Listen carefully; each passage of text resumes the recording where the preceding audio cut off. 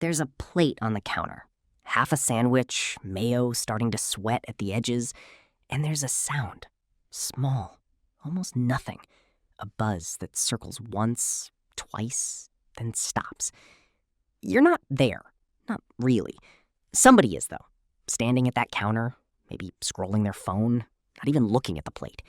And the fly just lands. No warning, no reason it picked that sandwich over anything else in the room.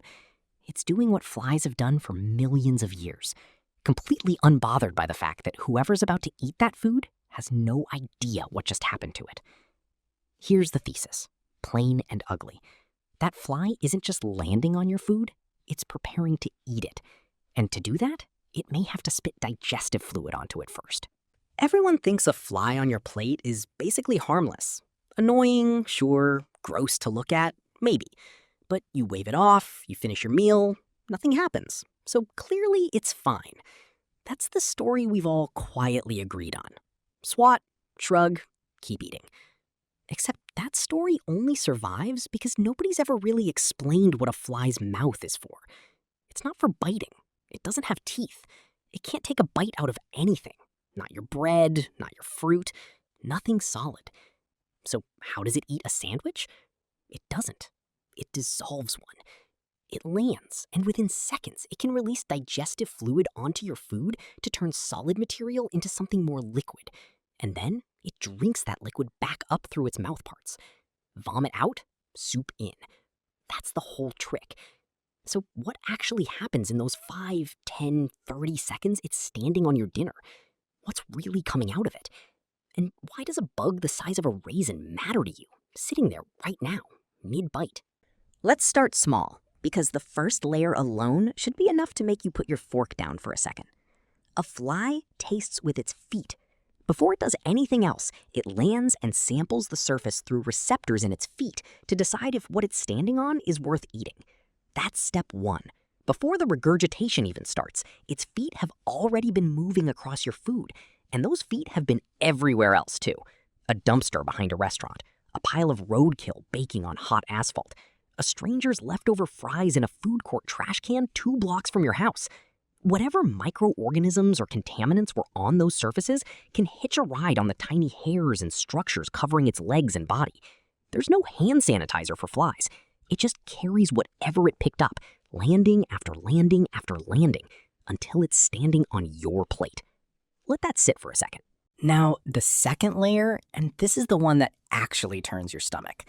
Once the fly decides your food is worth eating, it can't just start chewing because, again, no teeth, no jaw built for solids. So it does the only thing it can do. It releases digestive fluid straight onto the surface of your food to help dissolve it. That's not a metaphor. That's not, oh, it spits a little.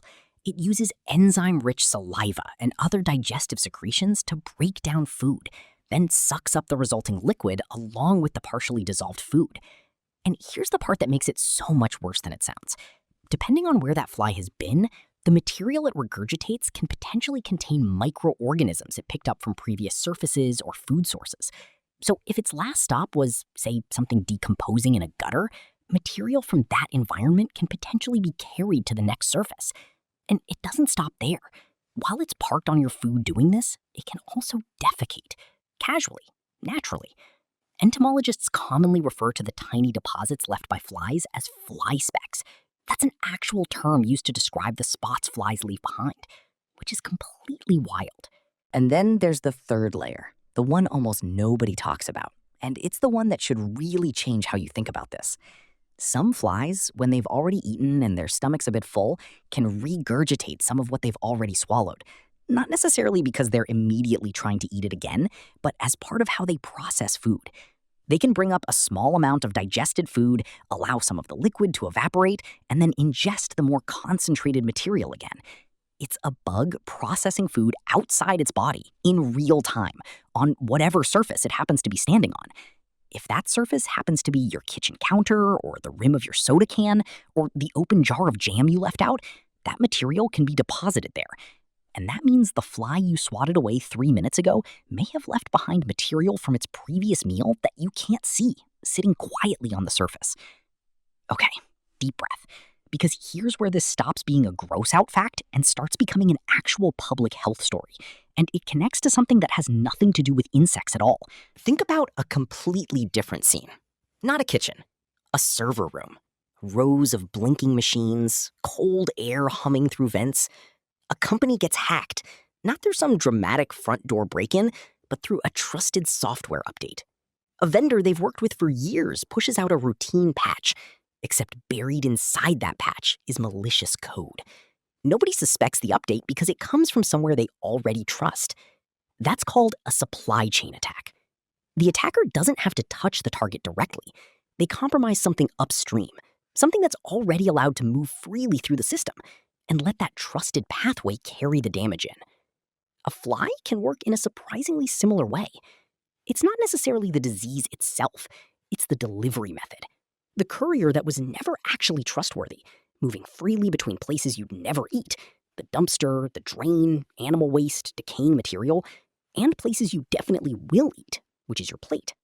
Researchers studying houseflies have found that they can carry a remarkably wide range of microorganisms on their bodies and inside their digestive systems. Studies have identified hundreds of different bacterial species associated with houseflies, along with other microorganisms. The exact number varies depending on the species of fly, environment, and what researchers are counting. And that's an important distinction. The point isn't that every microorganism a fly carries is dangerous. Most aren't. And the presence of a microorganism on a fly doesn't mean that microorganism will automatically make you sick. The important part is the pathway. The fly can move between environments that would normally be completely separated. Waste to food, animal matter to a kitchen surface, garbage to your lunch. The fly is the courier. And that's where this gets uncomfortable in a completely different way. Not gross, just unfair. Because not every fly and food story ends the same way. And the difference isn't really about the fly. It's about the circumstances surrounding the food and the person eating it. If you're a healthy adult eating at home, a fly lands on your sandwich for 2 seconds and you swat it away, the chance that anything happens to you is generally low. Your immune system and other defenses deal with countless microorganisms every day. You keep eating, life goes on. But change the setting. Same fly, same 30 seconds of contact, except now it's landing on food in a hospital cafeteria, a nursing home kitchen, or somewhere with poor sanitation and limited food protection. Now, the person eating that food might not have the same margin of safety. Young children, elderly people, and people with weakened immune systems can be more vulnerable to foodborne illness. And in places where waste management, refrigeration, food storage, or insect control are limited, flies have more opportunities to move between contaminated environments and food. Same insect, different environment, different level of risk. The fly doesn't choose who eats the food. It doesn't care whether the person sitting at the table is healthy or vulnerable. It simply moves from one place to another. But the circumstances around that movement can determine what happens next. And here's the part that stings the most if you sit with it. Almost everybody already sort of knows all of this, on some level. Ask around and you'll find that most people, if you press them, will admit, yeah, flies are gross. Yeah, they probably pick up unsanitary material when they land. But knowing it and acting on it are two completely different things. We know. We just don't care enough to change our behavior. Because the cost of caring, throwing away a sandwich, being the person at the picnic who makes a scene about a bug, feels bigger in the moment than the mostly invisible risk. And there's a psychological reason for that. If the contamination were visible, we'd react immediately. Imagine watching a fly land on garbage, crawl through something decomposing, then fly straight to your sandwich and walk across the bread. You'd probably throw the sandwich away. But that's not what you see. You see a tiny insect land for a few seconds. You wave it away. The sandwich looks exactly the same. And because nothing looks wrong, your brain treats the risk as if it isn't there. That's the strange thing about contamination. It doesn't announce itself. There's no alarm, no warning label, no sudden change in color, no smell telling you what just happened. The fly leaves, and the food looks exactly the same as it did before. So back to that kitchen. Torn screen, hot afternoon, sandwich on the counter. The fly's gone now. You swatted it, or it just got bored and left. You pick the sandwich back up. Nothing looks different. No stain, no smell, nothing your eyes can pick up. But somewhere on that bread, in a patch too small to see, there could be material the fly brought with it from wherever it had been before you ever opened that window. And that's you, right now, on your couch, mid-bite on whatever you're eating while you watch this. Nothing about your food looks different either. That's the whole point. The system doesn't announce itself.